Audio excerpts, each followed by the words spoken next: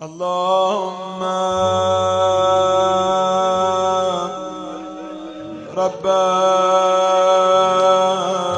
شهر رمضان. اعوذ باللہ من الشیطان الرجیم. بسم اللہ الرحمن الرحیم.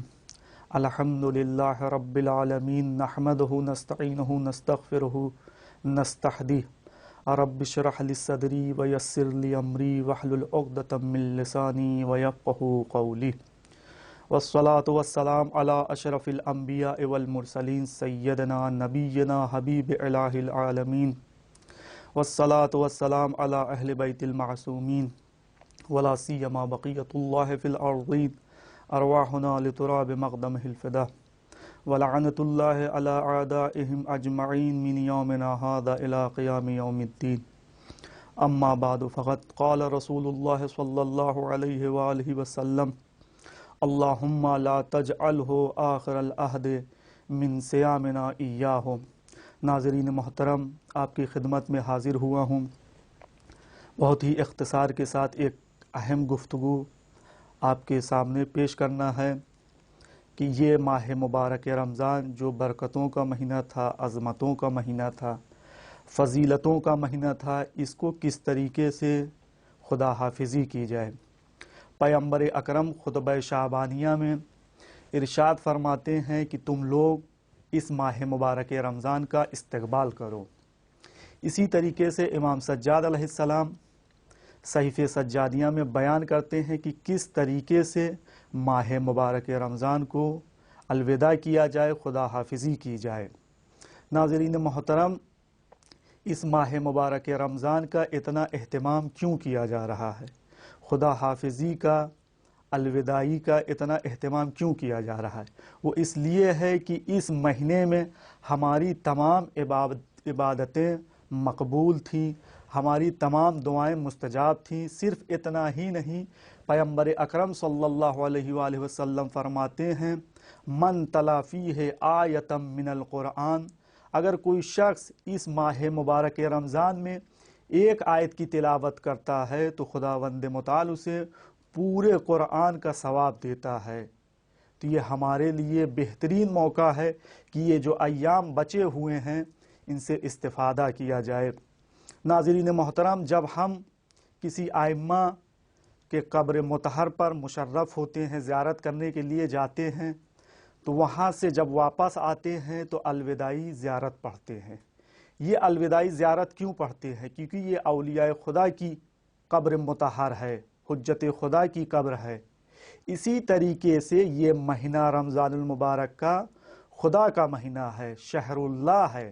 جب ہم زیارت سے واپس آتے ہیں تو یہی دعا کرتے ہیں: اللہم لا تجعلہ آخر العہد من زیارت قبر ولیک. خدایا یہ ہماری آخری زیارت اپنے اولیاء کی قرار نہ دے. اسی طریقے سے جابر بن عبداللہ الانصاری پیغمبر سے روایت کرتے ہیں کہ ہم پیغمبر کی خدمت میں حاضر ہوتے ہیں. ماہ مبارک رمضان کے کچھ ایام بچے ہوئے تھے. جیسے ہی پیغمبر نے مجھے دیکھا، فرمایا: اے جابر، جب یہ ایام کچھ بچے ہوئے ہیں تو اس ایام میں کس طریقے سے دعا کیا جائے؟ پیغمبر فرماتے ہیں: لا تجعلہ آخر العہد من صیامنا ایاہ. اے جابر، خدا سے اس طریقے سے دعا کرو کہ خدایا یہ ہمارا آخری مہینہ رمضان کا قرار نہ دے. تو یہ اس طریقے سے دعا کرنا چاہیے. ناظرین محترم، ایک مثال آپ کی خدمت میں عرض کرتے ہیں.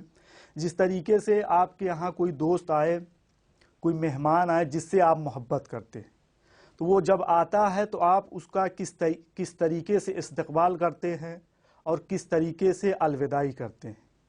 جتنا آپ کا وہ عزیز ہوگا اتنا ہی سخت آپ کے لیے الوداع کہنا ہوگا، خدا حافظی کرنا اتنا ہی سخت ہوگا. اسی طریقے سے کوئی شخص آپ کے گھر آئے جس سے آپ اتنی رغبت نہیں رکھتے ہیں، وہ آپ کے گھر آئے اور چلا بھی جائے آپ کو احساس بھی نہیں ہوتا. اسی طریقے سے ماہ مبارک رمضان ہے. ماہ مبارک رمضان میں وہ شخص جو مانوس ہوا خدا سے، نمازیں پڑھیں، عبادتیں کی، روزہ رکھا، اس کے لیے ماہ مبارک رمضان الوداعی ہے، اس کے لیے خدا حافظی ہے، اس شخص کے لیے خدا حافظی کرنا سخت ہوگا۔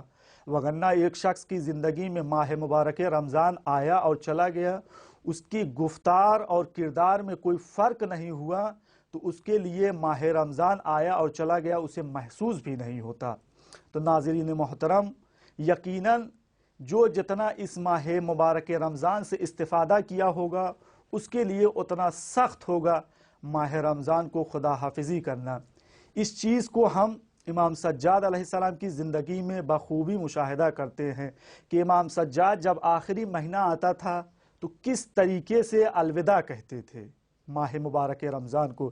امام سجاد علیہ السلام فرماتے ہیں وداع من عز فراقہ علینا، یہ ماہ مبارک رمضان ہمارے لیے عزیز ہے اور اس کی جدائی ہمارے لیے، خدا تیری جدائی ہمارے لیے سخت ہے۔ تو یہ امام سجاد علیہ السلام کا خدا حافظی کرنے کا طریقہ یہ ہے۔ آیت اللہ جوادی عاملی حافظہ اللہ فرماتے ہیں کہ یہ عید جو ہم آخر ماہ مبارک رمضان میں مناتے ہیں، کیوں مناتے ہیں؟